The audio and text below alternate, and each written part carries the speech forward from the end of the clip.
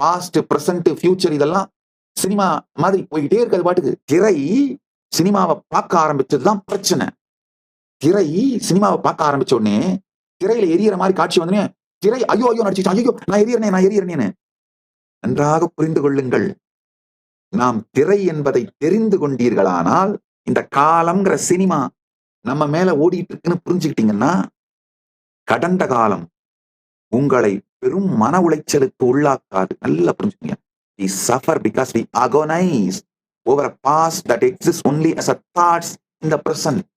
நாம் பெருந்துக்கம், பெருந்துயரம், டிப்ரெஷன் மாதிரி கொடுமையான துக்கங்கள், மன உளைச்சல், வலி, வேதனை இதெல்லாம் அனுபவிக்கிறதுக்கான ஒரே காரணம் என்ன தெரியுமா? கடந்த காலம் வெறும் நினைவுகளாக, எண்ணங்களாக மட்டும்தான் நம்மளுக்குள்ள இருக்குன்னு புரிஞ்சுக்காம அத நிஜம்னு நினைக்கிறப்பதான் பிரச்சனைங்கயா. கடந்த காலம் வெறுமனே